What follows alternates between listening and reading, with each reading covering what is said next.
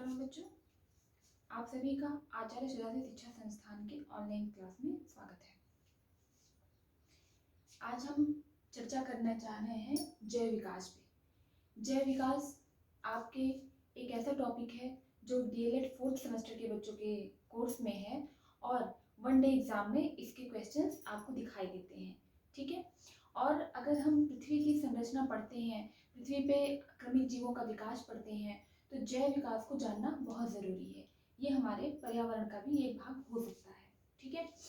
देखिए, जैव विकास जैसा आप मानव मनुष्य जीव आज आप देख रहे हैं, ऐसा पहले नहीं था। ये जटिल संरचना वाले जीवों का जो आप प्रेजेंट में आप वर्तमान में आपको दिखाई दे रहा है, सरल संरचना वाले जीवों से जटिल संरचना वाले जीवों का विकास क्रमिक परिवर्तनों के फलस्वरूप लाखों और करोड़ों वर्ष पश्चात हुआ है, ठीक है। इसी विकास को हम जैव विकास के नाम से जानते हैं, इसी को हम जैव विकास कहते हैं, ठीक है। क्यों? क्योंकि जटिल जीवों का विकास सरल संरचना वाले जीवों के क्रमिक परिवर्तन के फलस्वरूप प्राप्त हुआ है। यही प्रक्रिया विकास के इसी क्रम को हम जैव विकास कहते हैं, ठीक है। जैव विकास धीमी गति से होने वाला क्रमिक परिवर्तन है जो कि सरल संरचना वाले जीव से सरल संरचना वाले जीव या जंतु या पौधों से आज वर्तमान में जो जटिल संरचना वाले जीव दिख रहे हैं, इनका विकास का अध्ययन हम जैव विकास के अंतर्गत पढ़ते हैं, ठीक है। देखिए, प्रारंभिक निम्न कोटि के जीवों से पहले निम्न कोटि के जीव पाए जाते थे। क्रमिक परिवर्तनों द्वारा ये परिवर्तन एक बार ही नहीं देखा गया है, धीरे धीरे करोड़ों वर्ष बाद क्रमिक परिवर्तन आहिस्ता आहिस्ता ये परिवर्तन हुआ है। क्रमिक परिवर्तन के अधिकाधिक जीवों की उत्पत्ति को जैव विकास कहा जाता है।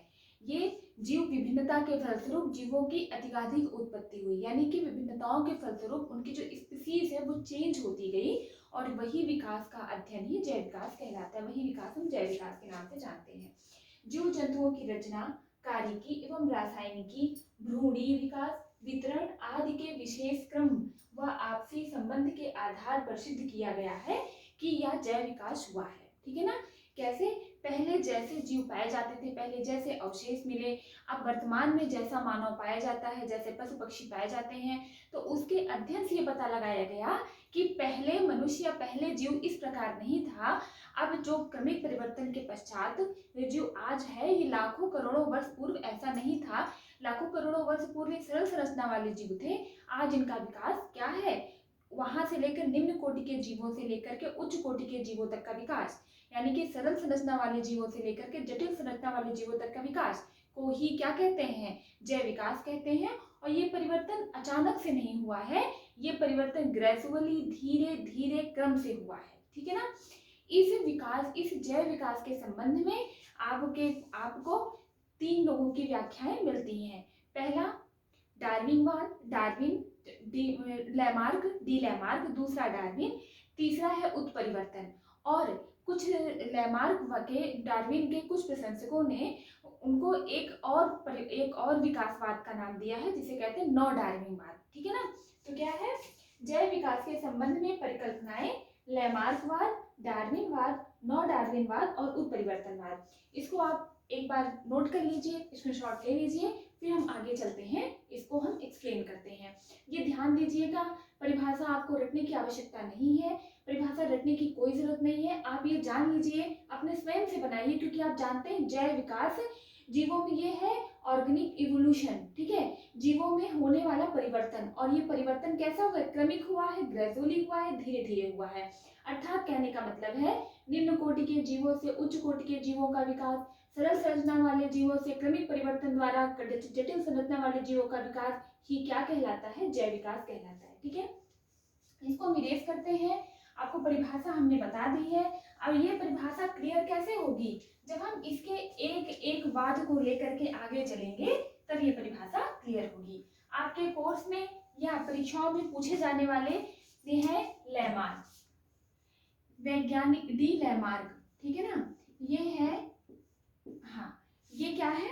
ये वैज्ञानिक, ये है डी लैमार्क के बारे में हम आपको बताएंगे। ये फ्रांस के प्रसिद्ध वैज्ञानिक हैं, ठीक है ना। इन्होंने 1809 ईस्वी में एक अपनी पुस्तक दी थी। ये पुस्तक परीक्षाओं में पूछी जाती है, ठीक है ना। पुस्तक का नाम है फिलोसफी की जूलॉजी, ठीक है, फिलोसफी की जूलॉजिका, ठीक है ना। इन्होंने ये पुस्तक दी थी। इसी पुस्तक में इन्होंने अपने उपार्जित लक्षणों की वंशागति को प्रस्तुत किया था। इन्होंने अपने हिसाब से जैव विकास को दर्शाया था, या जैव विकास क्या है उन्होंने बताया था। देखिए सबसे पहली बात ये सुन लीजिए, इन्होंने क्या बताया था। इन्होंने जो बताया था, इनके बाद की उस वही डी लैमार्क द्वारा दिया गया कि जैव विकास के सिद्धांत को लैमार्कवाद के नाम से जाना गया, ठीक है। ये किस नाम से जाना गया, ये जाना गया लैमार्कवाद के नाम से। ये कहाँ के वैज्ञानिक थे, ये फ्रांस के वैज्ञानिक थे, ठीक है ना। कहाँ के वैज्ञानिक थे, ये फ्रांस के वैज्ञानिक थे। और इन्होंने पुस्तक कौन सी पुस्तक लिखी थी, फिलोसफी की जूलॉजिका, और इन्होंने कब लिखी थी, 1809 ईस्वी में, ठीक है।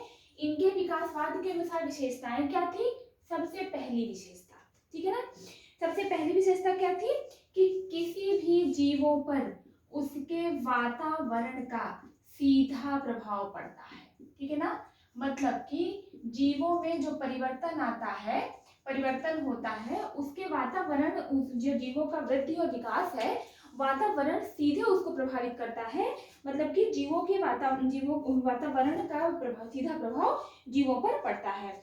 इन्होंने दूसरा क्या बताया, इन्होंने दूसरा बताया अनुकूलन। समझते जाइएगा, इसको भी हम एक्सप्लेन करके बताएंगे, अच्छे से समझ में आएगा। अनुकूलन कैसे कि जैसा वातावरण होता है, जीवों में अनुकूलन करने की क्षमता पाई जाती है। जीव वातावरण के अनुसार खुद को, स्वयं को अनुकूलित कर लेते हैं, ठीक है ना। इन्होंने तीसरा क्या बताया, अंगों का उपयोग तथा अनुपयोग, अंगों का उपयोग तथा अनुपयोग। इन्होंने बताया कि जिस अंगों का हम ज्यादा प्रयोग करते हैं, यानी कि जीव जिस अंगों का ज्यादा उपयोग करता है, वो अंग उसके विकसित होते हैं, और जिस अंगों का वो कम प्रयोग करता है, वो अंग उसके विकसित नहीं होते हैं। और धीरे धीरे ग्रेजुअली, लाखों करोड़ों वर्ष बाद, हजारों वर्ष बाद वो अंग लुप्त हो जाते हैं। इन्होंने अवशेषी अंग का उदाहरण दिया इसके लिए। किसका उदाहरण दिया, अवशेषी अंग। आप भी जानते होंगे, अवशेषी अंग पिछली कक्षा में पढ़ चुके होंगे। जो अंग का प्रयोग नहीं होता है, वो हमारे शरीर से गायब हो जाते हैं, वो जीवों के शरीर से गायब हो जाते हैं, उसे कहते हैं अवशेषी अंग, ठीक है ना। जैसे कहा गया है, अवशेषी अंग पर आप जानते हैं, इस पे हम चर्चा नहीं करेंगे, ठीक है, क्योंकि आप जानते हैं कि जो अंग हम जिसका प्रयोग जीव नहीं करता है, वो ग्रेजुअली उसके शरीर से गायब हो जाता है प्रयोग ना करने की वजह से, तो वो होता है अवशेषी अंग, ठीक है। इन्होंने क्या बताया, इन्होंने सबसे पहले बताया कि जीवों पर वातावरण का सीधा प्रभाव पड़ता है। जीव अपने वातावरण से प्रभावित होते हैं, और जीवों में अनुकूलन करने की क्षमता होती है। वातावरण के फलस्वरूप वो अपने अंदर अनुकूलित, खुद स्वयं को अनुकूलित कर लेते हैं वातावरण के अकॉर्डिंग। तीसरा, अंगों का उपयोग तथा अनुपयोग। जिस अंगों का प्रयोग जीव ज्यादा करते हैं, वो ज्यादा विकसित होते हैं, जिस अंगों का उपयोग कम करते हैं, वो कम विकसित होते हैं, और धीरे धीरे वो लुप्त हो जाते हैं, ठीक है। उसके उदाहरण के लिए इन्होंने अवशेषी अंग का प्रमाण दिया है, ठीक है। इनका जो अगला है, सबसे इंपॉर्टेंट है, ये क्या है, उपार्जित लक्षणों की वंशागति। देखिए, लक्षणों की वंशागति, इसको आप ध्यान दीजिएगा, यही है सारा सार, ठीक है ना। यही आपका इंपॉर्टेंट है, यही आपका सारा सार है। उपार्जित लक्षणों की वंशागति, जो लक्षण जीवन काल में व्यक्ति के उपस्थित, देखिए लक्षण दो प्रकार के होते हैं, एक वंशानुगत लक्षण होते हैं, एक उपार्जित लक्षण होते हैं। वंशानुगत लक्षण वो होते हैं जो संतानों में, जो संतति में उसके माता पिता से आते हैं। उपार्जित वो होते हैं जो वो अपने जीवन काल में क्या करता है, अपने जीवन काल में अडॉप्ट करता है या प्राप्त करता है, ठीक है ना। तो इनके विकासवाद डी लैमार्क ने क्या बताया, इन्होंने बताया किसी भी जीवों पे वातावरण का सीधा प्रभाव पड़ता है, और वातावरण के अनुसार जीवों में अनुकूलन करने की क्षमता पाई जाती है। जो अंग उनका अधिक उपयोग होता है, उसका जो अंग उनका ज्यादा उपयोग में आता है, वो ज्यादा विकसित होता है। जो अंग कम प्रयोग में आता है, वो कम विकसित होता है, धीरे धीरे ये गायब हो जाता है, और करोड़ों वर्ष बाद विभिन्नताओं के फलस्वरूप, उपार्जित लक्षणों की वंशागति के फलस्वरूप विभिन्नता वाले या डिफरेंट स्पीसीज वाले जीव पाए जाते हैं, ठीक है। इसके लिए इन्होंने उदाहरण दिया, इन्होंने अपना उदाहरण किसने दिया, इन्होंने उदाहरण दिया था जिराफ का, ठीक है ना, और इन्होंने उदाहरण दिया था सर्प का, यानी कि सांप का, ठीक है ना। इन्होंने देखिए क्या बताया, इन्होंने बताया जो जिराफ आज हमें ऐसे दिख रहा है, जिसकी अगली टांगे लंबी हैं, जिसकी गर्दन लंबी है, वो पहले ऐसे नहीं थे। वो पहले बकरियों की तरह थे, क्योंकि आप जानते हैं जिराफ कहाँ पाए जाते हैं, अफ्रीका के जंगल में पाए जाते हैं। वो पहले बकरियों की तरह थे और घास फूस को खा करके अपना जीवन यापन किया करते थे, ठीक है ना। धीरे धीरे वहां के जंगल से घास फूस नष्ट हुई और पेड़ पौधे बढ़ने लगे, तो वातावरण पर कोई प्रभाव पड़ने लगा। वो उस पौधों को खाने के लिए अपनी टांगों को हल्का सा ऊंचा करके, गर्दन को उछला करके वो उस पेड़ की पत्तियों को खाना शुरू कर दिए। धीरे धीरे पेड़ नष्ट होते गए तो लंबे पेड़ों को खाने लगे। तो ऐसा करते करते 500 वर्ष, हजारों वर्ष, करोड़ों वर्ष, कई सालों, कई वर्षों बाद क्या काम हुआ कि उनका जो ये लक्षण है, जो उपार्जित लक्षण है, मतलब ये क्या हुआ, वातावरण का उनके ऊपर प्रभाव पड़ा। वातावरण के अनुसार वो अपने आप को अनुकूलित कर लिए। घास थी, बकरियों जैसी गर्दन हुआ कर, बकरियों जैसे जिराफ हुआ करते थे, वो छोटे पे खाया करते थे। जैसे जैसे पेड़ बढ़ने लगा वो अपनी गर्दन को उचका के खाने लगे। उचकाने की वजह से उनको उछलना पड़ता था, जिससे अगली टांगे उनकी भी उछलती थी, उस पर ज्यादा जोर पड़ता था। तो अंगों का उपयोग तथा अनुपयोग यहाँ सिद्ध हुआ। कहने का मतलब है कि वो अगली टांग और गर्दन का प्रयोग ज्यादा करते थे, इसलिए वो ज्यादा प्रभावित हुई, ज्यादा विकसित हुई। और फिर क्या, उपार्जित लक्षणों की वंशागति, जो जीवन काल में जो जिराफ उचक उचक के खाया, उसका जो बच्चा पैदा हुआ, मतलब उसका जो संतान हुई, उसकी भी अगली गर्दन, अगली टांग और गर्दन लंबी हुई। मतलब ये धीरे धीरे नहीं हुआ, ये क्रमिक परिवर्तन हुआ और ये हजारों वर्षों बाद हुआ, कई वर्षों बाद हुआ, लेकिन ऐसा हुआ, ऐसा इन्होंने बताया, ठीक है ना। ये क्या हुआ, इनका ये फेल हो गया, इनका ये सारा चीज फेल हो गया। देखिए, अब वातावरण पे जीवों का प्रभाव पड़ता है, ये तो सबने माना, ठीक है। जीव अपने आप को अनुकूलित कर लेते हैं, ये भी सबने माना। उपार्जित जिस अंगों का ज्यादा प्रयोग करते हैं वो ज्यादा विकसित होते हैं, जिस अंगों का कम प्रयोग करते हैं वो कम विकसित होते हैं, ये भी लोगों ने माना। लेकिन उपार्जित लक्षणों की वंशागति होती है, ये किसी ने नहीं माना। क्योंकि पहली बात तो एक वैज्ञानिक है बीजमैन, ठीक है ना। बीजमैन ने कहा ठीक है भाई, आप कह रहे हो कि जो अंग का प्रयोग ज्यादा करते हैं वो अंग विकसित होते हैं, यहाँ तक तो हम मान रहे हैं। लेकिन जो अंग प्रयोग कम करते हैं वो लुप्त हो जाते हैं, चलो हम ये भी मान लेते हैं, और शेषी अंग का उदाहरण कर रहे हैं। लेकिन उन उपार्जित लक्षणों की वंशागति कभी नहीं होती है। ऐसा कहने के लिए उन्होंने भी एक एग्जाम्पल लिया। उन्होंने बीजमैन ने चूहा लिया, चूहा की पूंछ काट दी। ऐसा करते करते एक पीढ़ी से उस चूहे के बच्चे की पूंछ काटी, फिर उस चूहे के बच्चे की पूंछ काटी, फिर उस चूहे के बच्चे की पूंछ काटी। ऐसा करते करते 21 पीढ़ियों तक चूहे के बच्चों की पूंछ काटती रही, ठीक है। फिर उन्होंने ये सिद्ध किया, भाई ये बताओ, ठीक है, चूहा को हमने लिया, चूहे की पूंछ काटी, जो चूहे के बच्चे की पूंछ काटी, काटते काटते अंत में ऐसा ये होना चाहिए कि चूहा पूंछ रहित होना चाहिए, लेकिन ऐसा नहीं हुआ, चूहा पूंछ रहित नहीं पैदा हुआ। प्रत्येक पीढ़ी के चूहे में एक गर्दन, लंबी लंबी पूंछ होने लगी, ठीक है ना, लंबी लंबी पूंछ होने लगी। तो उन्होंने ये कहा कि ये गलत है, ठीक है, ऐसा नहीं होता है। उन्होंने इनके सिद्धांत को काट दिया कि उपार्जित लक्षणों की वंशागति नहीं होती है, यहीं पे लैमार्कवाद फेल हो गया। और इन्होंने एक बात और बताई थी, इन्होंने सांप का भी उदाहरण लिया था। सांप का उदाहरण उन्होंने कैसे लिया था, इन्होंने ये बताया था कि सांप के पहले पैर हुआ करते थे, ठीक है, वो झाड़ियों में, जंगलों में, बिलों में घुसते थे, चलते थे। तो चलते चलते उन्होंने जल्दी जल्दी चलना पड़ता था, वो अपने पैरों का उपयोग करना बंद कर दिए, धीरे धीरे उनके पैर भी नष्ट हो गए, ठीक है। तो बीजमैन ने चूहे का एग्जाम्पल लेकर के उसे काटा। और ये भारतीय वैज्ञानिक भी इसको नहीं माने। क्यों नहीं माने, उन्होंने कहा अगर ऐसा है, अगर उपार्जित लक्षणों की वंशागति होती तो लोहार का बच्चा लोहार पैदा होता, ठीक है ना। और अगर ऐसा होता पहलवान का बच्चा पहलवान पैदा होता, क्योंकि पहलवान अपने जीवन काल में पहलवानी करता है, उसका वो लक्षण उसके बच्चों में चला जाता और पहलवान का बच्चा पहलवान पैदा होता। बट ऐसा नहीं हुआ, तो इनका ये लैमार्कवाद यहीं पे आकर के फेल हो गया, ठीक है। लैमार्कवाद फेल होने के बाद अगले आए हैं कौन, डार्विनवाद, ठीक है। ये लैमार्कवाद आप देख लीजिए, इनका ये 4 विशेषता थी। इन्होंने बताया था कि किसी भी जंतुओं पर वातावरण का सीधा प्रभाव पड़ता है। जंतु वातावरण के अनुसार अपने आप को अनुकूलित कर लेते हैं और जिस अंगों का प्रयोग ज्यादा करते हैं वो ज्यादा प्रभावी होता है और जिस अंगों का प्रयोग कम करते हैं वो कम होता है और धीरे धीरे विभिन्नताओं के फलस्वरूप उपार्जित लक्षण की वंशागति हो जाती है और नए प्रकार के जंतु प्राप्त होते हैं। उदाहरण किसका दिया था? जिराफ का दिया था कि जिराफ पहले बकरियों जैसा हुआ करता था, बाद में सर्प जैसा, बाद में ऐसा जिराफ होने लगा। क्यों? क्योंकि वो वातावरण के अनुसार अपने भोजन के लिए उसको उचक उचक के उछल के खाना पड़ता था, जिससे उसकी इतनी टांगे और गर्दन लंबी होने लगी। ठीक है ना? इस तरीके से लेकिन इनका ये जो लैमार्क है इनका ये फेल हो गया और इन्होंने अपने इसको उपार्जित लक्षणों की वंशागति को किसने लिया था? अपनी पुस्तक फिलोसफिकी जूलॉजिका में, जो 1809 में प्रस्तुत किया था अपनी पुस्तक को। ठीक है ना? और यहाँ पे एग्जाम में, कंपटीशन एग्जाम में इनका पुस्तक का नाम पूछा जाता है।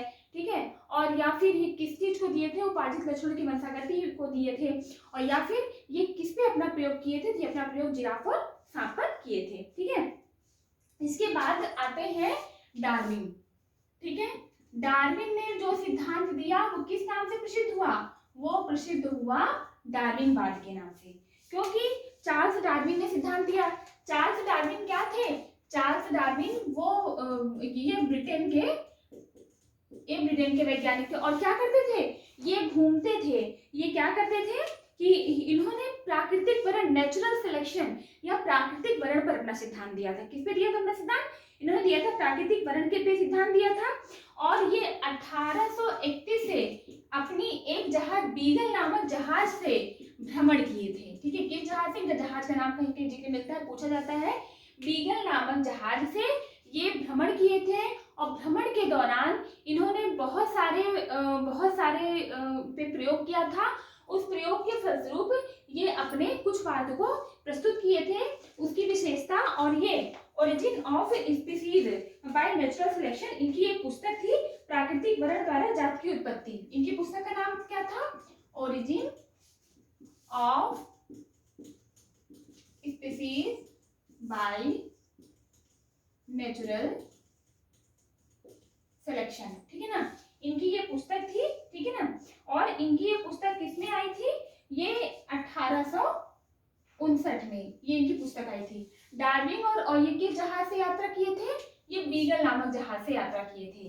ठीक है? और बीगल नामक जहाज से यात्रा के फलस्वरूप इन्होंने ये पुस्तक में अपने सिद्धांत को प्रस्तुत किया। ठीक है? इनके सिद्धांत की जो विशेषता है लिख लीजिए। सबसे पहले विशेषता है जीवों में संतानोत्पत्ति की प्रचुर क्षमता। संतानोत्पत्ति की प्रचुर क्षमता। कहने का आशय यह है प्रत्येक जीवों में अपने जैसे संतान उत्पन्न करने की प्रचुर क्षमता होती है। लेकिन इसके अनुसार अगर प्रत्येक, जैसे मादा एस्केरिस लाखों अंडे देती है, ठीक है, इस तरीके से बहुत सारे जीव अपने जीवन काल में बहुत सारी जातियां, बहुत सारे बच्चे पैदा करते हैं। अगर वो सारे बच्चे जीवित रहेंगे तो आज हम लोगों को रहने के लिए जगह ही ना मिलती, सारे जानवर ही जानवर भरे रहते हैं। ठीक है? जितनी संतानें होती हैं अगर वो सारी संतानें बच जाए, क्योंकि उनमें संतानोत्पत्ति की प्रचुर क्षमता होती है प्रत्येक जीवों में, अगर उनकी प्रत्येक संतानें स्वस्थ रहे, सुरक्षित रहे या जीवित रहे तो क्या होगा? संसार में हाहाकार मच जाएगा और हर प्रत्येक व्यक्ति के लिए रहने की जगह नहीं मिलेगी।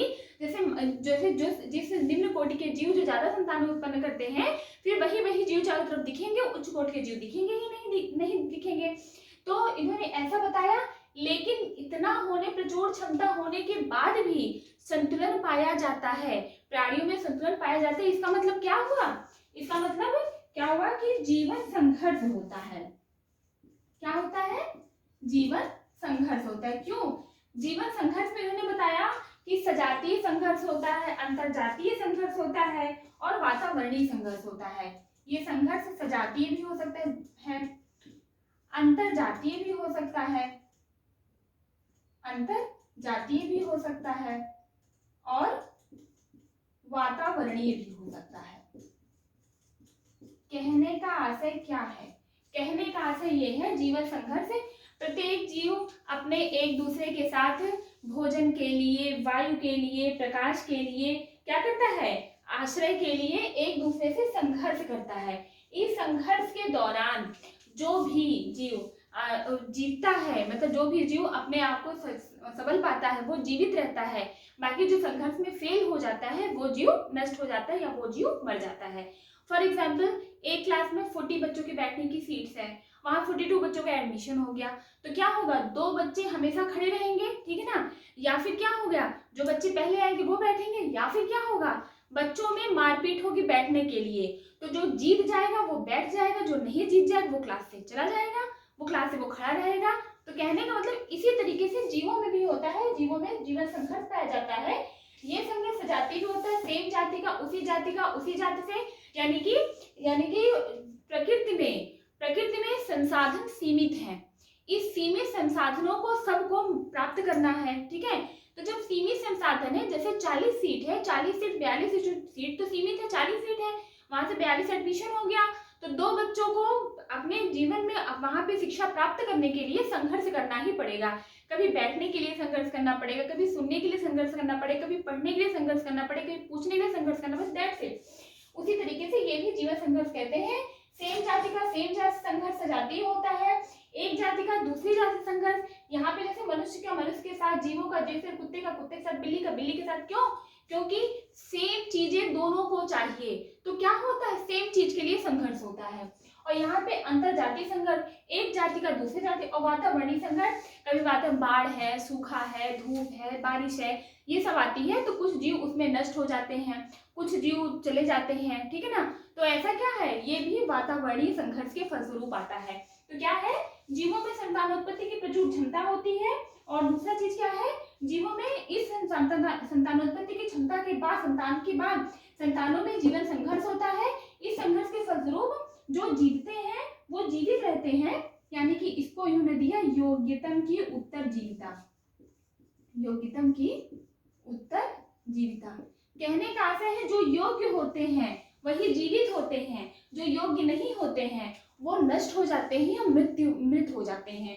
योग्य मतलब इस संघर्ष के फलस्वरूप जो बचते हैं वही योग्य होते हैं, जो योग्य होते हैं वही आगे चलते हैं, जो नहीं होते हैं वो नहीं हो चलते हैं, आगे नष्ट हो जाते हैं। अगला क्या है, विभिन्नता। फिर क्या है, ये है विभिन्नता। देखिए, प्रत्येक जीव एक दूसरे से कार्यकी में, देखने में, सुनने में भिन्न पाए जाते हैं। एक माता पिता की 2 संतानें एक जैसी नहीं होती हैं, वो उनके रूप में, रंग में, आकृति में, स्वभाव में अंतर पाया जाता है, उसी को कहते हैं विभिन्नता। खाली जुड़वा बच्चों को छोड़ करके उनमें भी थोड़ा बहुत अंतर पाया जाता है, लेकिन जुड़वा बच्चों को छोड़ करके बाकी एक माता पिता की 2 संतानें एक जैसी नहीं होती है, ठीक है ना। उनमें क्या पाया जाता है, अंतर पाया जाता है, इसी अंतर को क्या कहते हैं, विभिन्नता कहते हैं। ये क्या है, जीवन संघर्ष। और ये विभिन्नता किससे उत्पन्न होती है, जीवन संघर्ष से ही उत्पन्न होती है, ठीक है। क्यों, जीवन संघर्ष के बाद विभिन्नता के फलस्वरूप ये जीवन संघर्ष होते हैं, जो बचते हैं, जो जीवित रहते हैं, वो विभिन्नता, उनमें विभिन्नता उत्पन्न हो जाती है, ठीक है। विभिन्नता कैसे उत्पन्न होती है, जो उनकी मूल जाति होती है उस जाति से वो विभिन्न होते हैं, ठीक है। अगला क्या है, वातावरण से अनुकूलन। अगला क्या है, वातावरण से अनुकूलन। अब यहाँ पे देखिएगा अनुकूलन, अब यहाँ पे देखिएगा, जो बचते हैं वो वातावरण से अनुकूलन करते हैं, अनुकूलन करने के बाद वो क्या करते हैं, वो जीवित रहते हैं, उनकी जीविता ही आगे चलती है। उसी से क्या होता है, नई जातियों की उत्पत्ति, नई जातियों की उत्पत्ति। इन्होंने क्या बताया, ऐसा नहीं है कि गर्दन पहले जिराफ बकरी जैसा हुआ करता था, फिर जिराफ बकरी से उचका के खाने के बाद उसकी जो उपार्जित लक्षण है वो वंशागति हो गई, क्योंकि एक जिराफ गर्दन को उचका के खाया, खाली वही जिराफ लंबा होना चाहिए ना, उसका बच्चा कैसे लंबा हो गया, क्योंकि उपार्जित लक्षण थे। और ये पता है कि उपार्जित लक्षणों की वंशागति कभी नहीं होती है, हमेशा आनुवंशिक लक्षणों की वंशागति होती है। मैंने आपको बताया ना, लक्षण 2 प्रकार के होते हैं, एक उपार्जित लक्षण, एक आनुवंशिक लक्षण। आनुवंशिक लक्षण वो लक्षण होते हैं जो माता पिता से उनके संतति में आते हैं। उपार्जित लक्षण वो लक्षण होते हैं जो अपने जीवन काल में मनुष्य स्वयं एक्वायर करता है, वो उपार्जित लक्षण होते हैं। तो हमेशा जान लीजिए, जो वंशागति होती है वो आनुवंशिक लक्षणों की होती है, उपार्जित लक्षणों की वंशागति नहीं होती है, ठीक है ना।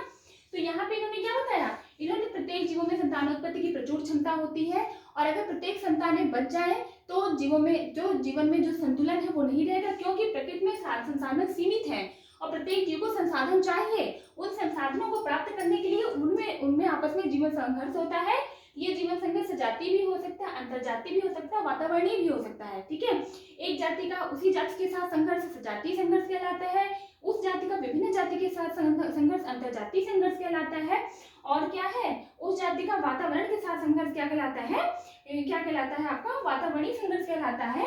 और क्या है, फिर इस संघर्ष के पश्चात जो जीव योग्य होता है वो बच जाता है, बाकी नष्ट हो जाते हैं, मतलब योग्यता की उत्तरजीविता होती है।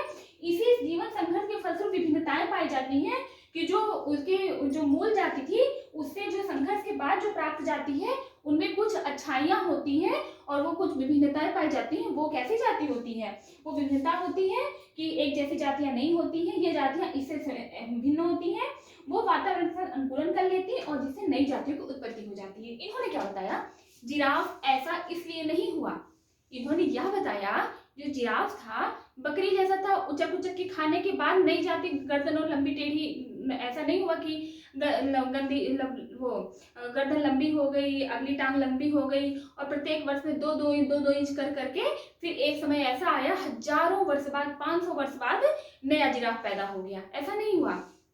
इन्होंने बताया कि जब वातावरण के साथ संघर्ष हुआ, जब पेड़ पौधे, वो जिराफ बकरी जैसा जिराफ तब भी था, लंबी गर्दन वाला जिराफ तब भी था, लेकिन तब क्या था, तब बकरी जैसा जिराफ ज्यादा प्रचलित थे। क्यों, क्योंकि वातावरण से उनका कोई संघर्ष नहीं था, वो आराम से घास खा लेते थे। जब वो पेड़ पौधे से जब घास नष्ट हो गई और पेड़ अफ्रीका के जंगल में जब उनको पेड़ पौधे को घास खाने की जरूरत पड़ी तो बकरी वाले जिराफ नष्ट हो गए। क्यों, क्योंकि वो योग्य ने जीवन संघर्ष में वातावरणीय संघर्ष के फलस्वरूप वो अयोग्य पाए गए, जिससे वो नष्ट हो गए। और जो ये जाति है ये नई जाति है। नई जाति कैसे है, वातावरण के संघर्ष के फलस्वरूप नई जाति पड़ी, नई जाति का निर्माण हुआ जो विभिन्नताओं के फलस्वरूप हुआ, जो क्या कि वातावरण के साथ अनुकूलन कर ली, क्योंकि इस वक्त का वातावरण ऐसा है कि उसकी गर्दन लंबी होनी चाहिए, वातावरण से अनुकूलन कर ली, इसलिए जिराफ ऐसा पाया जाता है। ऐसा नहीं है वो उचक उचक के खाया, उसकी संतानों में वो क्षमता आ गई। बकरी जैसा जिराफ था वो नष्ट हो गया, लंबी गर्दन वाला जिराफ पहले भी था वो जीवित रह गया और बकरी जैसा जिराफ नष्ट हो गया। नई जातियों की उत्पत्ति विभिन्नताओं के फलस्वरूप होती है और विभिन्नताओं को उपार्जित लक्षणों की वंशागति से नहीं होती है, ये विभिन्नताओं के फलस्वरूप होती है। वो विभिन्नताएं कैसे होती हैं, योग्यता की उत्तरजीविता के फलस्वरूप विभिन्नताएं पाई जाती हैं। योग्यता की उत्तरजीविता हम जीवन संघर्ष के फलस्वरूप प्राप्त करते हैं, ठीक है ना। तो ये इन्होंने डार्विनवाद भी फेल हो गया। तो डार्विनवाद की काफी कुछ सही थी, चीजें सही थी, तो उनके प्रशंसकों ने नौ डार्विनवाद का व्याख्या की। ठीक है, नौ डार्विनवाद हम कल देखेंगे, इसका भी आप स्क्रीनशॉट ले लीजिए। और लैमार्कवाद, डार्विनवाद का बीच में आपस में, इसके बाद कल आपको नौ डार्विनवाद और उत्परिवर्तनवाद बताएंगे। जैव विकास का मतलब आप समझे, जीवों के क्रमिक परिवर्तन के फलस्वरूप जो जटिल जीवों से सरल जीवों से जटिल जीवों का विकास, क्रमिक परिवर्तन के फलस्वरूप सरल जीवों से जटिल जीवों का विकास ही जैव विकास हुए। Thank you.